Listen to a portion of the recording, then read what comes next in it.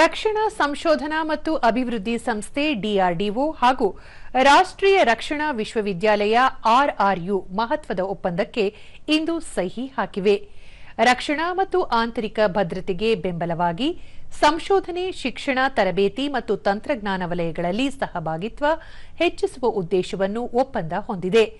ದೆಹಲಿಯಲ್ಲಿಂದು ರಕ್ಷಣಾ ಸಚಿವ ರಾಜನಾಥ್ ಸಿಂಗ್ ಅವರ ಉಪಸ್ಥಿತಿಯಲ್ಲಿ ಡಿಆರ್ಡಿಒ ಮತ್ತು ಆರ್ಆರ್ಯು ಅಧಿಕಾರಿಗಳು ಒಪ್ಪಂದಕ್ಕೆ ಸಹಿ ಹಾಕಿದರು.